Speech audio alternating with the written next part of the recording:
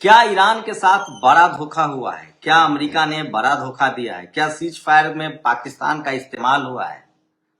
सोचिए, cease fire की बात हुई, 40 दिन युद्ध का 40 दिन है आज। कहा गया कि कल रात अमेरिका ने ट्वीट के बाद ट्वीट किया कि पाषाण युग में भेज देंगे, पत्थर युग में भेज देंगे। क्या ये सब इसलिए था कि होर्मुज स्ट्रीट खुल जाए और कम से कम 100, 150, 200 जहाज बाहर निकल जाए और अमेरिका यूरोप में जो तेल की किल्लत है वो ठीक हो जाए? और क्या इस साजिश में पाकिस्तान भी शामिल है? आज की सबसे बड़ी खबर है कि जिस समय मैं आपसे ये बातचीत कर रहा हूं, ईरान पर बड़ा हमला हुआ है। तेहरान की एक रिफाइनरी पर फिर से हमला हुआ है। लेकिन ईरान भी कहां चूकने वाला है। उसने बाकायदा कुवैत, सऊदी अरेबिया और संयुक्त अरब अमीरात तीनों पर हमला किया है। वहीं उसने ईस्ट पाइपलाइन, जो सऊदी अरेबिया का सबसे बड़ा तेल पाइपलाइन है कच्चे तेलों का, उस पर हमला किया है। तो ईरान भी चुप नहीं है, ईरान लगातार हमला कर रहा है। लेकिन सवाल है कि एक धोखा था, क्या अमेरिका ने फिर से कोई बड़ा कॉन्स्पिरेसी की है? वहीं दूसरी तरफ इजराइल नहीं चाहता है कि किसी कीमत पर यह सीज फायर हो। उसने आज लेबनान पर 100 जगहों पर एकाएक हमला किया।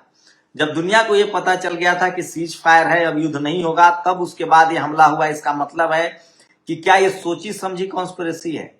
आपको बता दें कि पाकिस्तान की भूमिका हमेशा संदेहास्पद रहती है।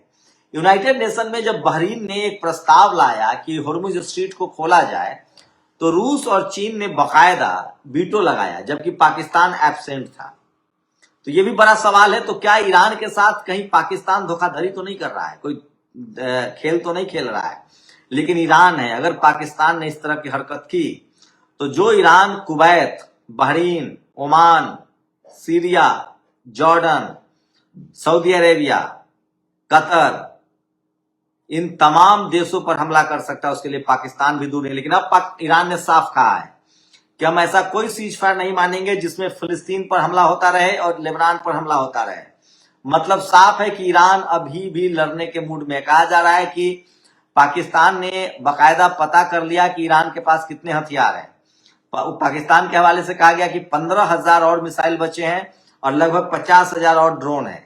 लेकिन क्या ईरान सब कुछ सच बता देगा, ये आपको लगता है? तो जिन लोगों को लगता है कि हमने ईरान को फंसा लिया है, क्या ये सब ये सीज फायर का ड्रामा इसलिए किया गया था कि होर्मुज स्ट्रीट को खुलवा लिया जाए और लगभग 300 जहाज जो होर्मुज स्ट्रीट के उस तरफ फंसे हुए थे, जिसमें तेल है और गैस है, और वो जहाज सब निकल जाए, उसके बाद फिर से ईरान पर हमला किया जाए? दरअसल ईरान भी दूध, कहते हैं ना कि जब दूध से मुंह जल जाता है, गर्म दूध से, तो लोग छाछ भी फूंक कर पीते हैं। कहा जा रहा है कि ईरान ने आज दिन भर होर्मुज स्ट्रीट खोला, लेकिन उसके बाद फिर उसने वहां पर बंद करना शुरू कर दिया है, कमर कस लिया है।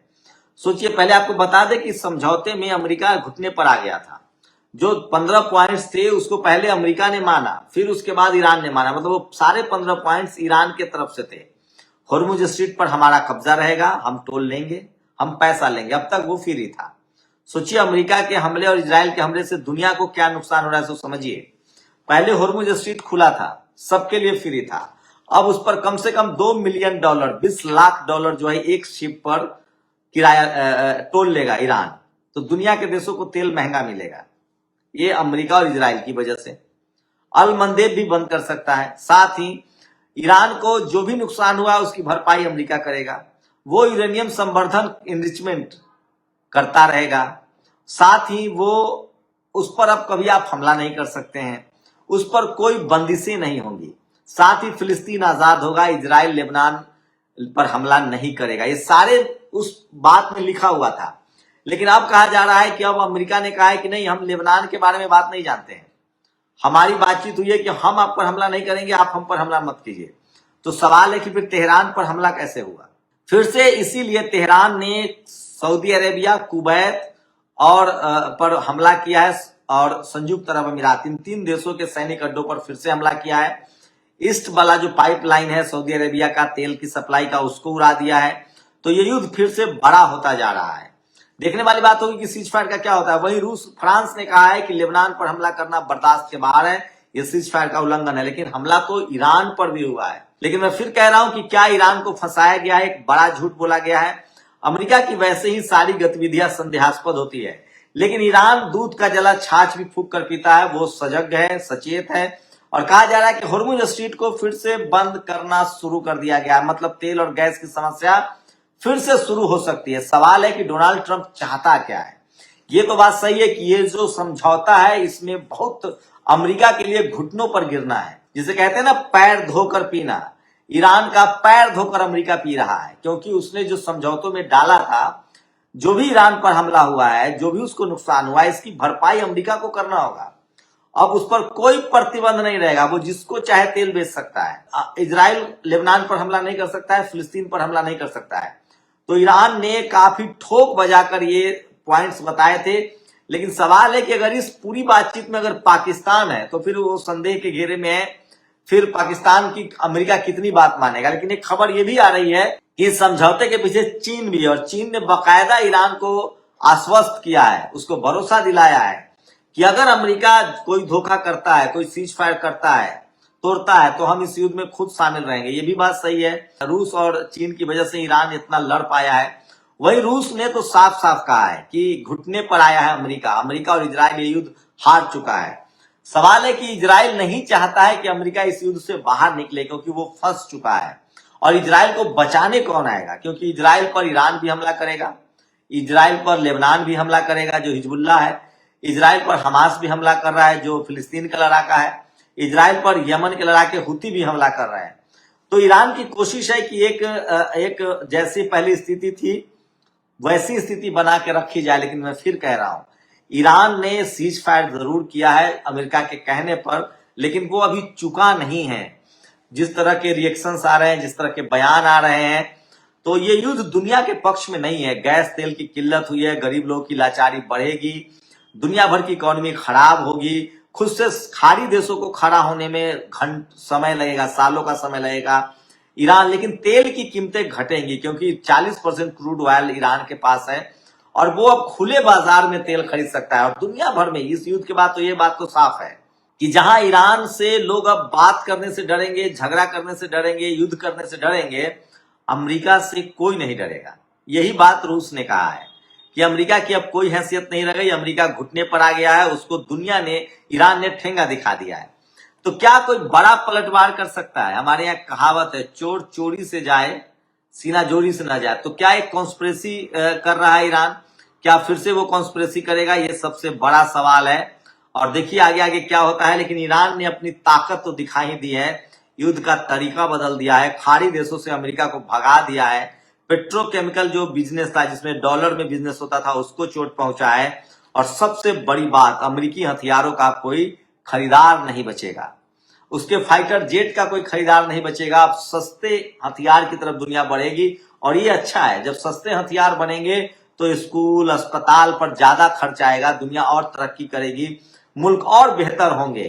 क्योंकि हथियार खरीदने में सबसे ज्यादा पैसा चला जाता था। दुनिया में सबसे बड़ा हथियारों का जो व्यापारी था वो अमेरिका था, और इजराइल जो है वो उसका पिट्ठू है, उसका ब्रोकर है, दलाल है।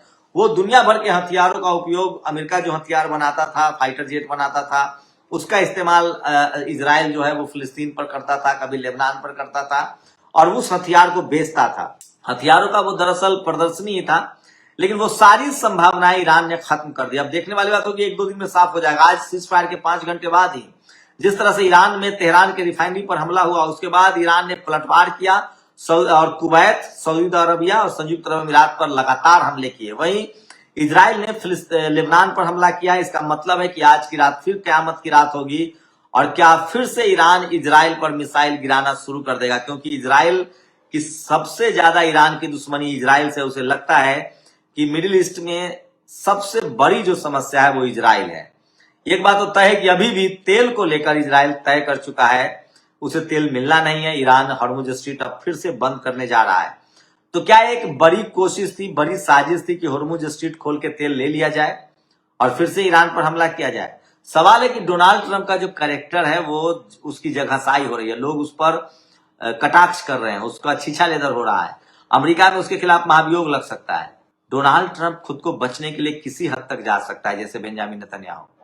देखते हैं चीन की आगे क्या रणनीति होगी। लेकिन चीन ने आज पलटवार किया है, रात में पता चल जाएगा कि इजराइल पर मिसाइल गिरे या नहीं। आप लोग की क्या राय, अपनी राय जोड़ दीजिए। क्या अमेरिका सीज फायर पर टिकेगा? क्या इजराइल वादों का पक्का है? क्योंकि पिछले बार भी 7 दिन के युद्ध के बाद अमेरिका और इजराइल ने फिर से हमला किया था। यह बड़ा सवाल है। और क्या पाकिस्तान अगर मध्यस्थ है तो वो टिकाऊ है? या इस मध्यस्थता के पीछे चीन है? ये भी बड़ा सवाल है। आप लोग अपनी राय जरूर दीजिए, हमें कमेंट करके बता सकते हैं। बहुत बहुत शुक्रिया। नेशनल दस्तक की आपसे गुजारिश है कि अगर इसको बचाना चाहते हैं तो नेशनल दस्तक को सब्सक्राइब करने के लिए रेड कलर के सब्सक्राइब बटन को दबाएं, फिर बेल आइकन की घंटी दबाएं। नेशनल दस्तक को बचाने के लिए बहुत जरूरी है कि हर खबर को शेयर करें, लाइक करें, कमेंट जरूर करें।